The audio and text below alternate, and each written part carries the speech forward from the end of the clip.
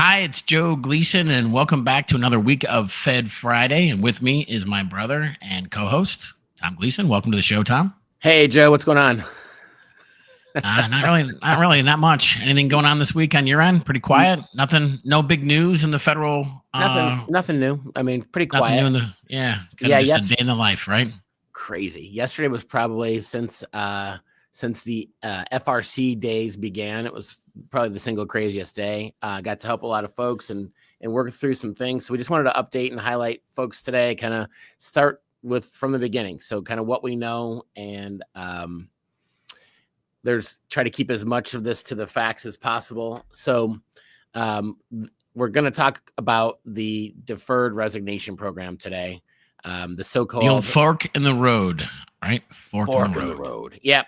Yeah. And so first thing I would say about all that for everybody is I would check the OPM website. So you go to opm.gov and then there's a fork tab in that. And then under that tab, you're going to see the frequently asked questions. And all the updates. Right? Yeah. And so what I haven't talked to one federal employee that's actually gotten through to OPM or gotten emails outside. Yeah, they're inundated right now. Yeah. Yep. For sure. So, but what we have seen is that they are updating the frequently asked questions. So check there often. We've spent a lot of time on that. Yeah, we'll put a link. We'll put a link down in the on the email too that you got this on. You'll see that all that. So check. Yep.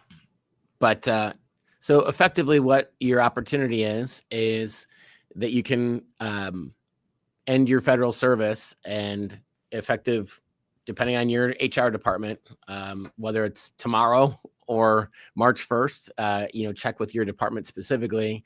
Right. But as of September 30th, you're agreeing to no longer be federally employed. So the first thing that I'm telling the folks I'm talking to is make no mistake, the federal government is looking to reduce its labor force.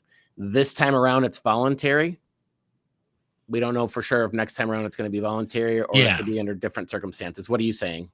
Yeah, same thing. I think it would be a mistake to just assume that, maybe in 6 months that they'd sweeten the pot and then it'll be a better offer. Nobody knows for sure, but I am in complete agreement that there is a clear mandate to shrink the size of the workforce, and that whether it be through an opportunity like this, the fork in the road, and folks have an opportunity to, basically, and really, in a generic sense, again, check with your HR. There's going to be different agencies and different groups that are unionized, and there are some nuances to it. But in terms of this broadcast and in terms of our general message is that basically you respond to the email, and then you're going to get a response back with some paperwork and some official type stuff, and then what you're agreeing to. Yeah. So if you don't send back the paperwork, then you're not agreeing to this fork in the road opportunity. So to the people that we've talked to that are like, hey, we get this email, you respond with resign, and we will confirm that what we've seen and heard is that you do get some of this paperwork and that you do need to sign it.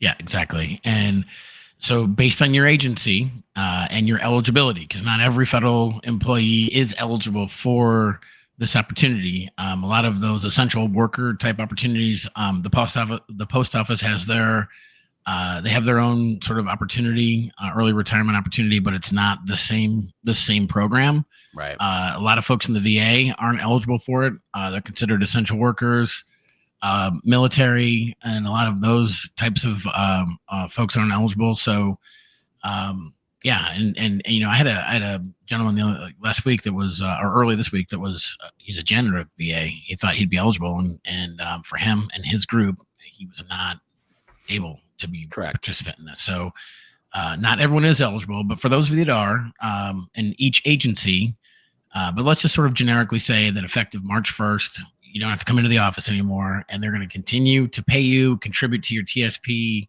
all of your health insurance, life insurance, the FEGLI, all of those things stay in effect just as if you were still working, going into the office. So who are you seeing that are mostly in your conversations? Who are you seeing that are mostly the folks? And again, don't want to speak in absolutes, but in a general sense, who are you seeing take advantage of this opportunity? Good question. Probably three different kind of categories. folks that are, hey, I was going to retire in July anyway. This is awesome. I can retire now effectively. Right. Those people are kind of like no brainers. I've seen folks that are in a situation where they work remotely. I've even talked to a woman who lives in Florida and was hired initially so from the start, wasn't like she used to work in an office and changed with COVID or anything. Always was the case that she worked remotely doing telehealth with folks out in the West Coast. So like, not even the West Coast, but Utah, Arizona. yeah, up Utah, those types of places, and was working with veterans out that way. And so, yeah, those folks that are now being called back to the office, that may not be practical for them to do that. And then the third group would be folks that are just, they weren't happy or aren't happy in federal service and we're looking to probably get out anyway. Like, why not take an 8-month runway to go figure out what your next step looks like? So fair enough. Yeah. And, with all of that, it's easy to read headlines and it's easy to, kind of look at the number aspect of it. Right. But this really is impacting a lot of folks. It's a big decision. So if you are somebody who like the lady you spoke with last week, that's in Florida, that's always been able to work remotely and is now being called back. I spoke with someone a few days ago, it was really as part of COVID, when she was able to start the remote work and telework. She and her husband decided to buy their dream home that they were going to retire to. Right. And it was about 75 miles from where the office was.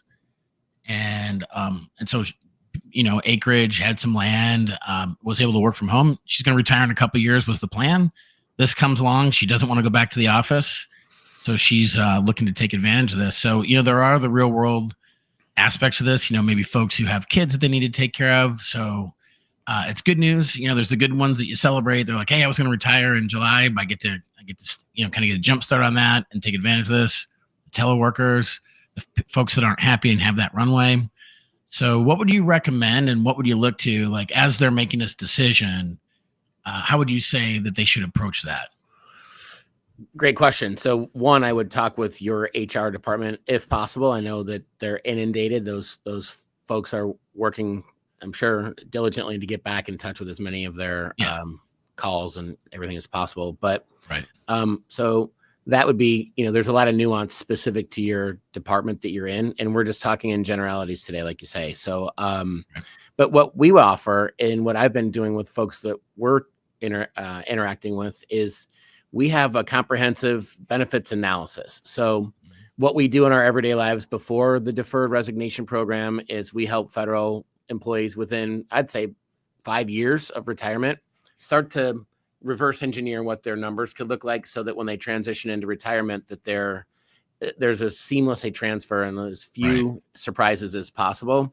So now with this coming forth, absolutely. So, we can start to put those numbers together and show you what your retirement could look like in the math or in the number. Yeah. What's in the report? What do they get if they say, yeah, Joe, Tom, go ahead, put together this free benefits report. What's in it? So it's going to show you what your pension would look like. It's going to give you a good estimation of Social Security. And a lot of folks come to our conversation having, looked into their Social Security. So we can just plug that right in. Sure. And then 3, for folks that are invested in a TSP or a thrift savings plan, we could look at those pension, Social Security, and now TSP as the third leg of this 3-legged stool. I just put 5 hands down when I said 3. Anyway, 3-legged stool. It's where you could start to, my brother, the cephalopod, right? Right. As part of the octopus family. The 3-legged, no. But the idea that how do we use TSP as that supplement to retirement without burning through it in such a way that I'm out of money in X amount of years? So everyone's got different goals with their TSP, right? So how do you best match those goals and objectives with what tools are available, right? Correct. To either create as much predictable and reliable income in retirement as possible, or have just, a nice clean burn rate through your assets so that you're not running. And it might be even like Roth versus traditional, right? Like, should you start converting from a tax planning standpoint? So there's that as well, right?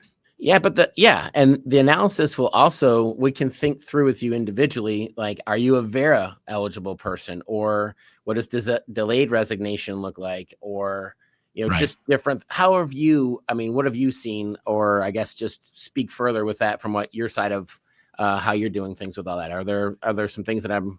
Yeah, I mean, I think the thing with the report, and I'll just button up the report and say that we also add in the FEGLI and look at Oh, what of course, your yeah, yeah the I know we got so the FEGLI is also included in the report, whether it's just the right now squid aspect of no so yeah the FEGLI's added in to make sure that you're maximizing and or in some cases minimizing the cost, maximizing the benefit.